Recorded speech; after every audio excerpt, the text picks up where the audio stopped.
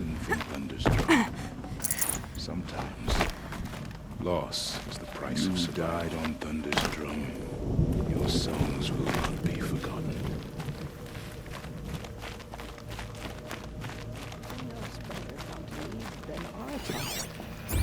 We must put our faith in them.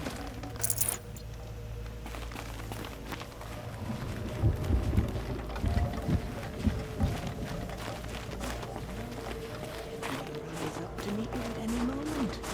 Trust that our hunters knew this.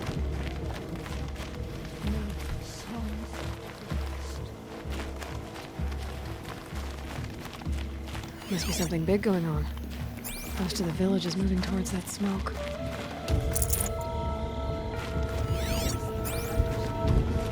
Will Aratak order us up to Thunder's drum again? Would he dare?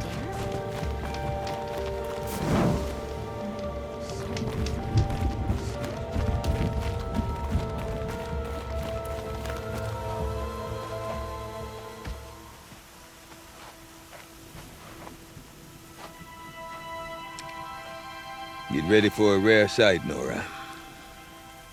Bergrind, purveyor of necessities. Most of the time, the Banuk burn their dead. But not today.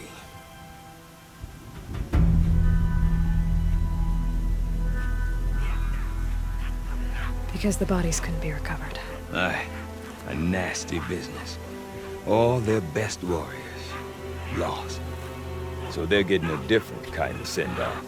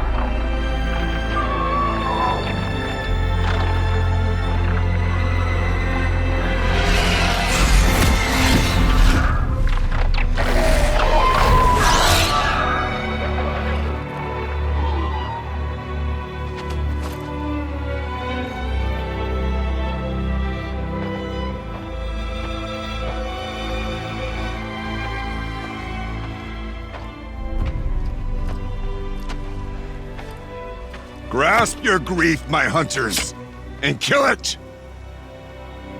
For our kin sees the fate all Banuk long for. Falling with their spears striking steel. Their struggle is over now. You have witnessed their spirits rise up into the blue sky and beyond to the blue light. But our struggle is only beginning. Soon, we will again take up the hunt against the daemon that frenzies the machines against us. And so I ask you, can you summon the courage of our fallen kin? Will you fight and die as well as they did? My courage! My spear! Our blood is in your teeth, Aratak! We are Banuk. Our enemies. Our prey.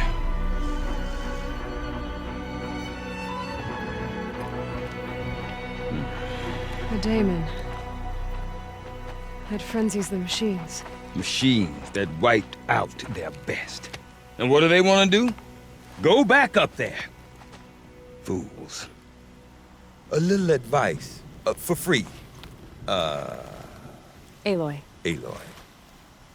I've been up here for 2 long winters, and I still can't make sense of the Banuk. Take this ruckus. It started with one of their shamans, Ourea.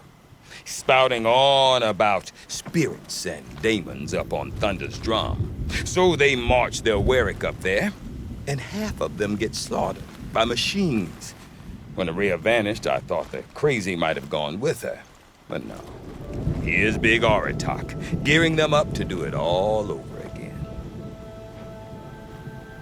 What is it about the Banuk you can't make sense of? Well, everything's a test to them. A hardship to endure. A challenge to survive. Seems like they don't have much of a choice in a place like this. A land cold enough to crack teeth, filled with wild animals.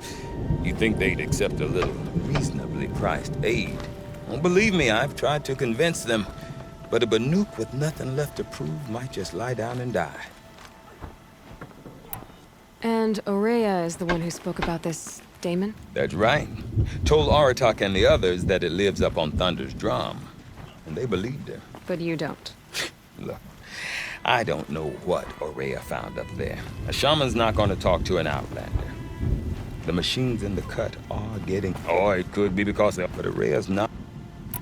Is Aratak... He's a... But, know what else I saw, Aloy? My own little trade route, stretching all the way back to the claim.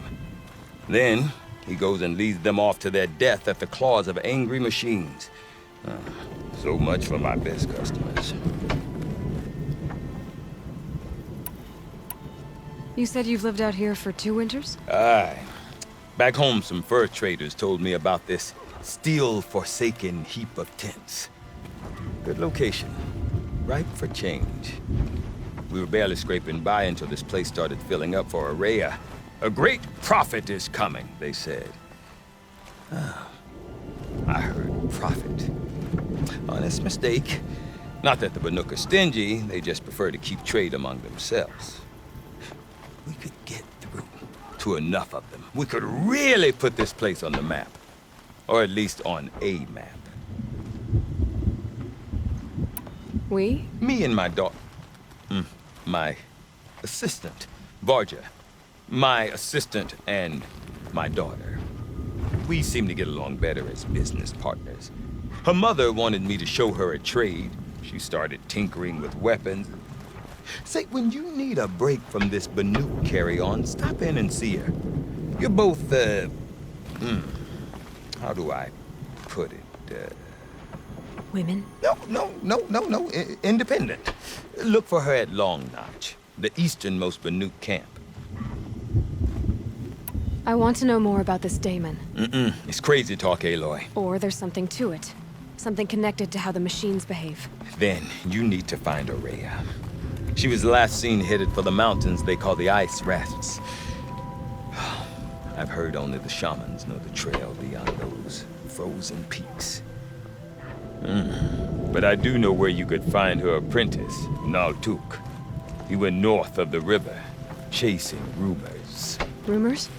Not the good kind. Sudden attacks in the snow. Strange new structures. Some say a new machine, like no one's seen before. Well, now I'm definitely interested. Thanks for the talk, Bergrand. Don't mention it. I wonder if Aratak can tell me more about Araya or Thunder's Drum. Painted cliff or no painted. Might be worth a shot. Challenges been faced. I do not want to hear this talk from you again. Doubt is heavier than a week's snow. Forgive me, my chieftain. We will be ready for the next attempt. But this will not be an attempt. It must be done. Do you understand? My chieftain. Good.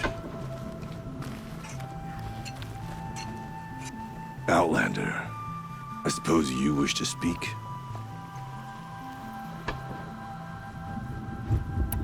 Araya knows about this daemon. Where would I talk to her? She does a shaman's work. That is not for the eyes and ears of others. Certainly not an outlander's. This daemon you talked about. If you are hardy enough, you can venture out and see the signs yourself. It has changed the machines, made them fiercer, stronger. But what is it? A matter for the shamans to debate. Did your Warwick come from this place? No, we rallied most of our hunters from across Banur to face the threat of the daemon. But I was born here and stayed to fight the Karja when others retreated into the mountains. A few of my old warriors remained with me, those who Survived. You're set on going back to the mountain? I put my word to it. Even with the risks being so great? The risk of what? Death? It would be a worse fate to bow our heads to the challenge and say too much. There are other Weraks in Song's Edge too? Yes, the village has its own life for all Banuk who need trade or shelter. After the war ended, it sprang up from what was once a campsite, quick as the bloom between frosts. Perhaps it will last until the Karja seek war again. Well, I guess that's it then. Good. I prefer deeds to words. Right.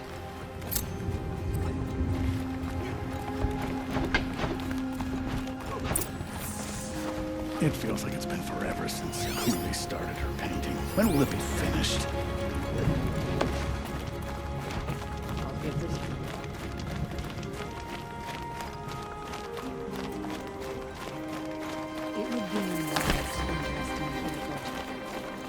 You seem sad, stranger. I heard you mention a flood. Yes. A sudden deluge, without rain or melt to explain it. I'm Laolai, the drummer of Deep Din. Or at least I was, till it disappeared under the waters. Deep Din. What's that? A hollow, carved out by the old ones. A chamber, a basin, and a musical instrument all at once. My life, my calling. I'd explain it by playing for you if I could. But its pipes are deep under the water now.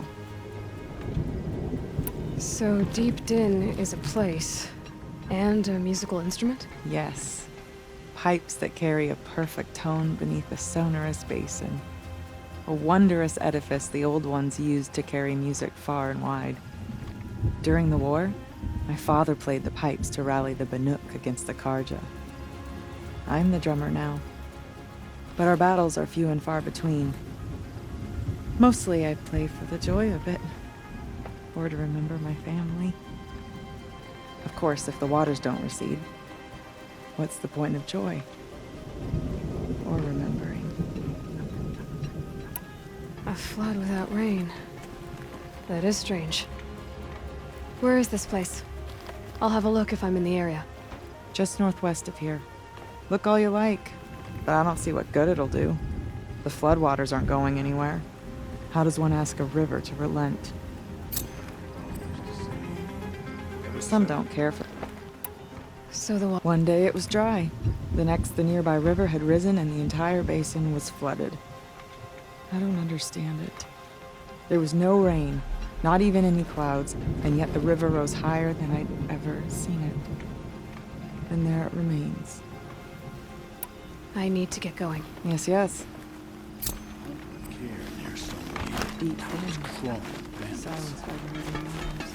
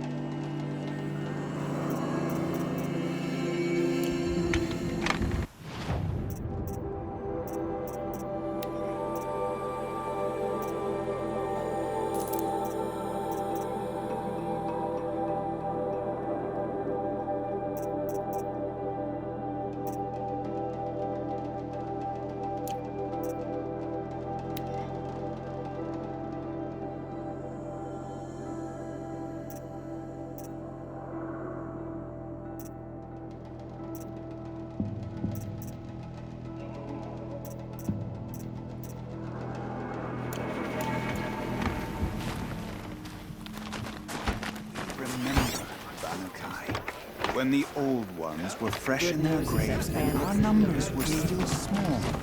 It was she who led us through the frozen wastes. We also remember the ravenous tribe, who delighted in sucking the marrow from our broken bones. Everywhere Bannukai and her Werak fled, the ravenous tribe were never far behind. Seeking a way to defeat them, Bannukai went into the wastes and let the wind whip her cheeks. And when the cold brought sleep, she dreamt of light. She saw it behind the world, a great calming sheet of icy blue. And she saw something new. Herds of machines, each filled with the same blue light. When she woke, she knew which star to follow. She walked for many days and nights until she arrived at a temple built from sparkling ice. At the gates of the temple, she was met by the machines from her dream, who bowed to her as she entered. Inside, Bannukai discovered the blue light bubbling from a hole in the snowy earth like a spring. "You bid me come," she said. "My people need aid. Will you provide it?" The machines whispered to Bannukai. "We go where the light goes, for we are its chosen vessels. There is darkness in your heart. It cannot hold the light for long. Carry it to your people if you must, but the cost will be great." Bannukai waded into the pool. The light reared like a nest of snakes and struck Bannukai, piercing her skin, filling her up. Bannukai did not scream, though she was in agony. Bannukai did not collapse, though her limbs shook. She climbed from the pool and carried the light inside her. She marched toward home and the machines marched behind her. As she walked, the light struggled to push its way out of her, but the machines were there to aid her. She sewed her body shut with their cables, patched herself with their metal, and kept the light within. When she arrived, the forces of the ravenous tribe had surrounded the camp. Although the light had left her with 1,000 wounds, Bannukai charged. And because she held the light, the machines followed. The ravenous tribe killed many, but those in camp rushed to join the battle. They gathered pieces of the fallen machines and from them fashioned weapons. And it was with these that Bannukai's people repaid the suffering the ravenous tribe had wrought upon them. When quiet descended, Bannukai finally fell. Don't live your life for the sake of The machines bowed their heads, and her song will wear come on its own. The light she'd held within her drifted from her wounds and rose to the sky. And for just a moment, before life left her, Bannukai knew the truth of the blue light. And she felt peace. We remember Bannukai.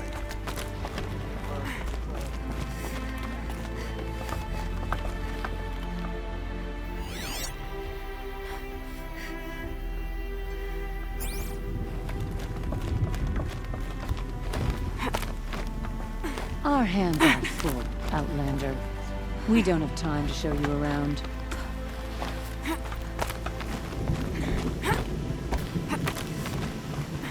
We meet again.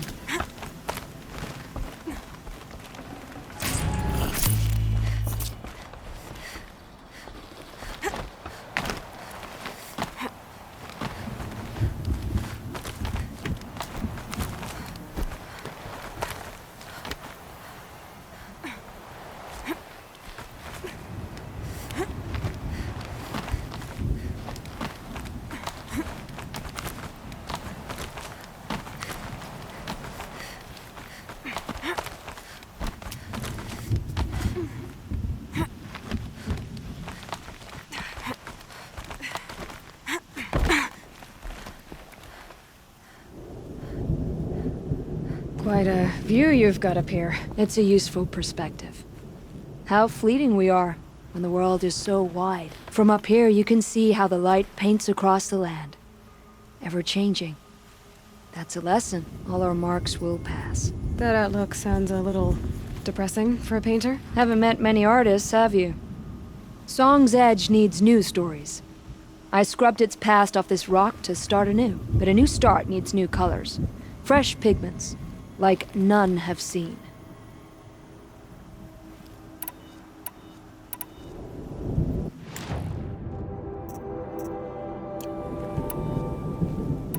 These pigments you want. Where should I look for them? Salts gather at the edges of geysers and hot pools. Crystals cling to the rocks and cliffs. Have you always been a painter? I've always painted. But I wasn't a painter until I was driven out of Ban-Ur. Up there, the markings are eternal. They paint over the same lines, the same colors, over and over. As a child, I learned from copying them. As I grew, my heart sank at the familiarity. All of us Banuk might as well be trapped in glacier ice. We have the look of life, but never really moving. The Banuk rock paintings are impressive, but, You want to know what they mean? That's not the right question, but I'll answer anyway. Some are called to the machines. The sacred shapes you see on metal casings, or on a cauldron door. Do the machines listen to the call? I don't know. Others, like mine, are a call to the tribe.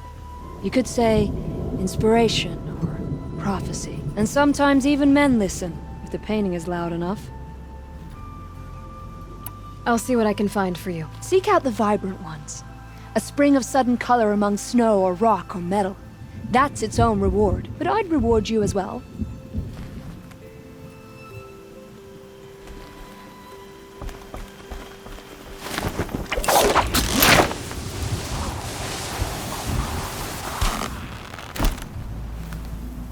Feel free to listen and learn. Our ways may suit.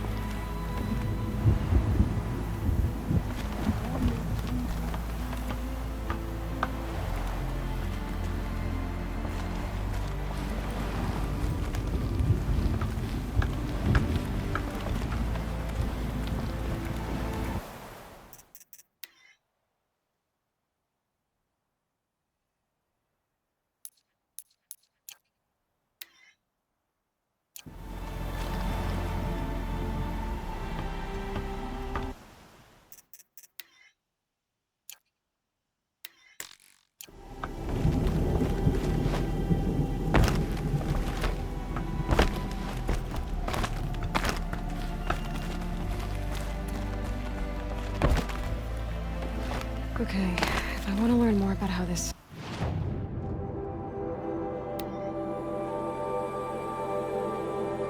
Daemon affects the machines.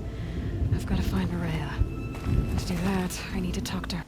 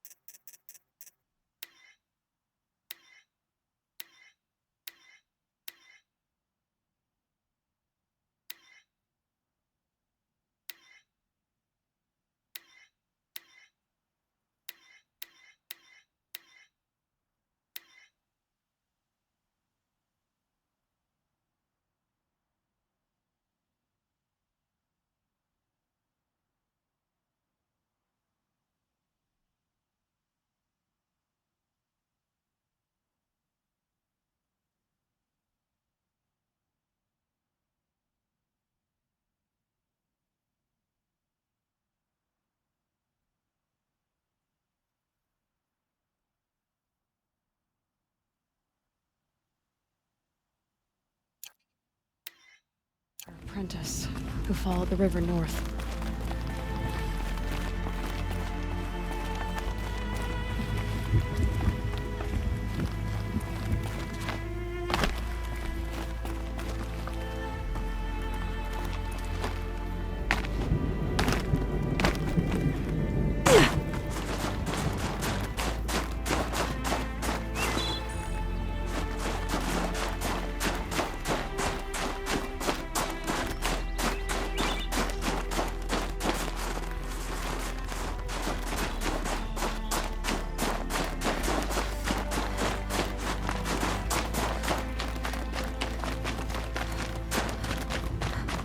Outlander, wait a moment. That weapon of yours, Outlander, that spear. I can see the blue light upon it. You're not the first to take an interest in it. I've made it myself. Your own design. Yet you are not a shaman. No. More of a tinker? A tinker does not understand the spark in the metal, the song in the metal like this. But it could be improved upon, modified with the help of the old ones. Far north of here there is a cave, a shaft in the snow. Within it is a nest of metal birds. Find a bird that hasn't been stripped by shamans past. Look for a rail inside it, the length of your spear.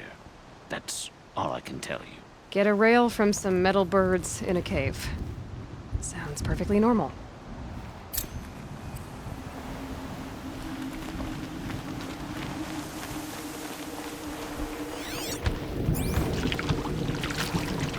These youngsters are too careless. The cloth always comes out spotted and uneven.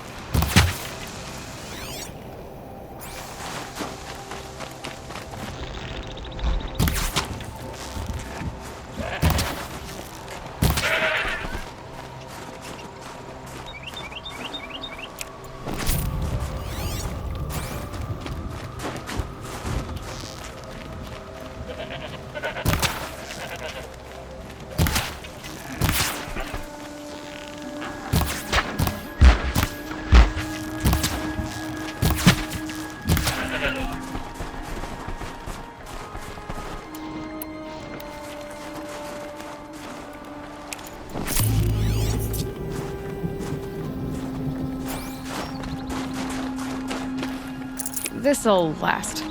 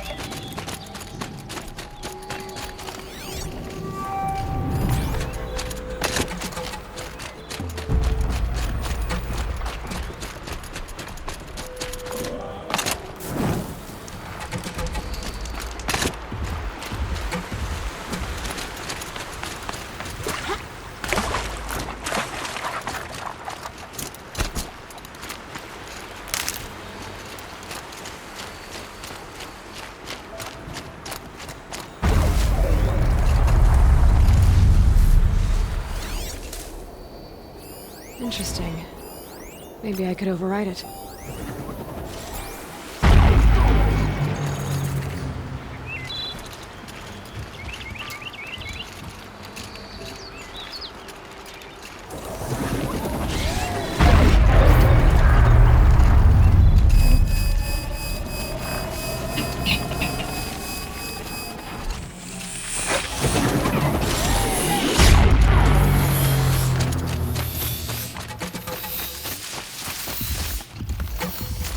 That must be Naltuk, looking out at that. Naltuk? Who are you? How did you find me? Bergrand told me you'd be out here. He's persistent. I've told that Oseram 1,000 times. I don't need to buy anything. And I'm not selling.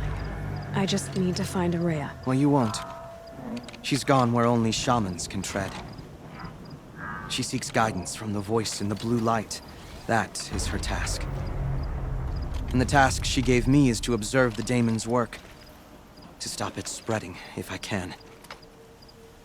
But what can I do about these towers?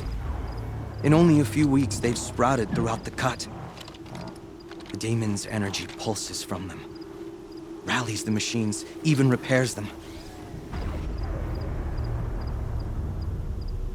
Aratak said this daemon was frenzying machines? Look there. Those with the purple markings. They belong to the daemon. They're stronger, more dangerous. I've seen something like this before. A corruption. But it wasn't from your daemon. You have? Well, then you know more than I do. These towers, were they part of your corruption? No. Those are new to me too. Like I said, they empower the daemon's machines. They must be stopped. Will you tell me where Araya went? You ask a lot of questions. Only when I'm not getting the answers I need. There's but one voice Araya wants to hear right now, and it isn't yours. I'm sorry. All right. You want to stop the spread of the daemon's work? I know how to get started. With my bow and spear. Outlander, wait. Won't you tell me your name? Aloy. Good. If you fall to the Daemon's machines, at least I can properly recount your efforts to Ourea. Thanks for the vote of confidence. But I won't fall. And when I'm done, you're gonna tell me where she is.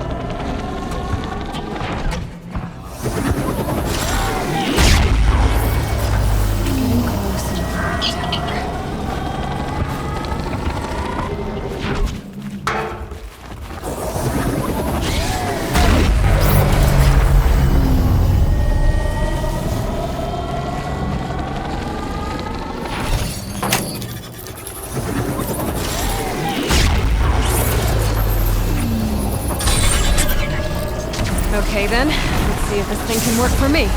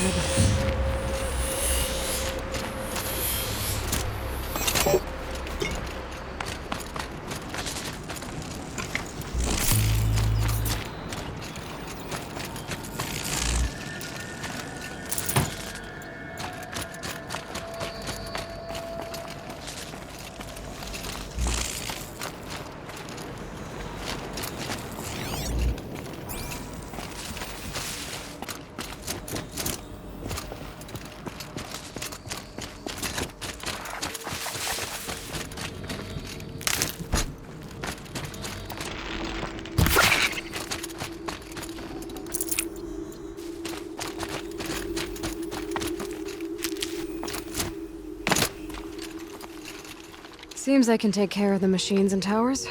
The daemon's next. You claimed its power for yourself somehow. Perhaps Ourea should meet you after all. What she truly seeks is hope. After what I just saw, you could show her that. She's in retreat beyond those mountains, the ice rasps. You'll have to walk the shaman's path to get there. You'll know you've reached the end when you come to a shrine. A great machine covered in blue gleam. Shamans who complete the path take a piece of it as reward. If you make it that far. You should too. You'll have earned it. You said something about blue gleam at the end of the shaman's path? A crystal that builds on the bodies of machines in the oldest ice. We Banuk believe it's the stuff of the blue light, frozen as it escapes their shells. You might be more interested that merchants will trade well for it. How do I cross this shaman's path? Go to the ice rasps. Then follow the markers through the ice caves and the waterfalls, and make the climb to the shrine. But be careful. The path is meant to be an ordeal, the final trial of a young shaman's training. And I'll find Ourea at the end of it? No. She goes further up, somewhere inside the mountain. If you see her, would you tell her, I have faith she will hear the voice again.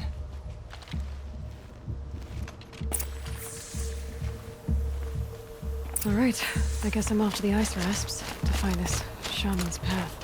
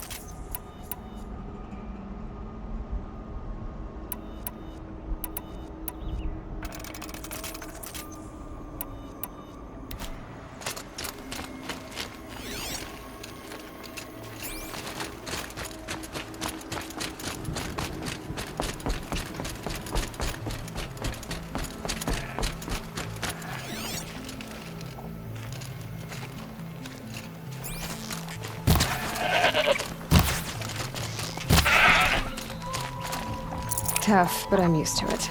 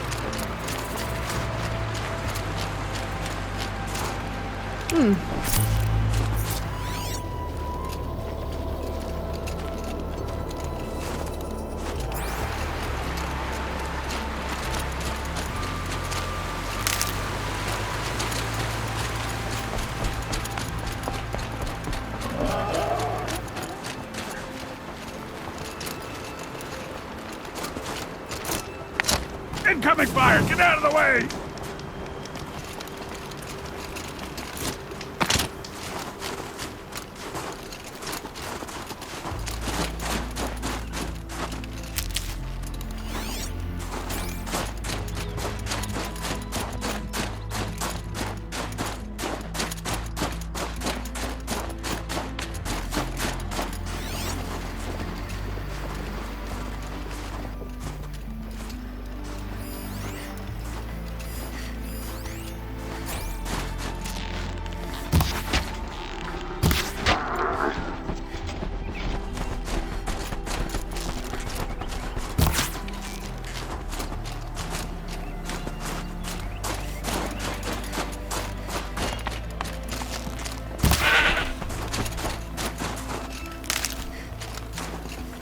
Save this for later.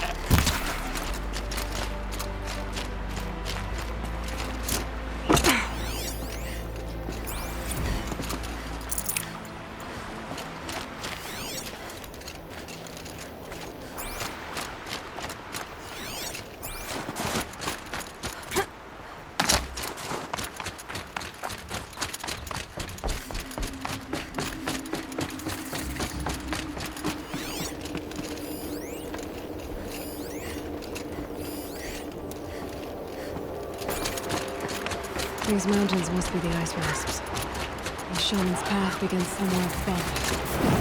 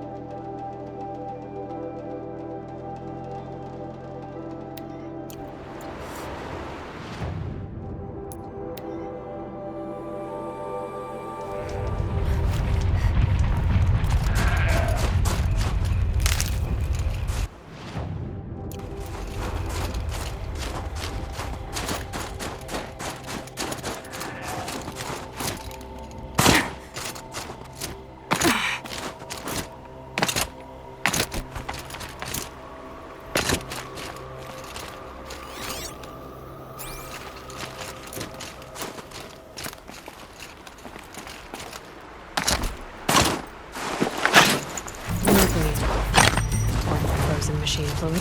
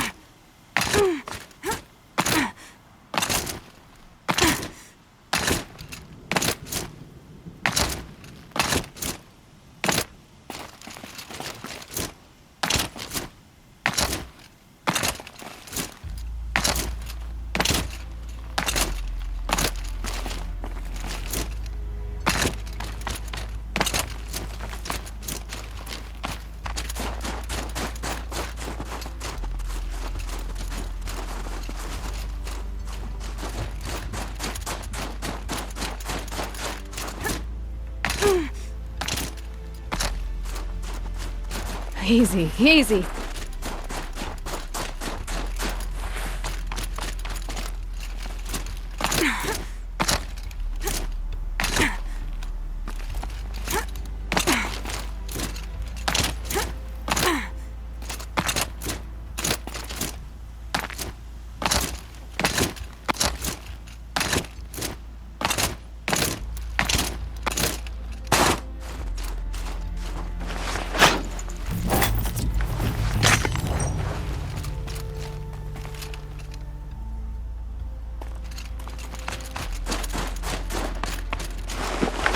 Won't be hard to sell a chunk like this.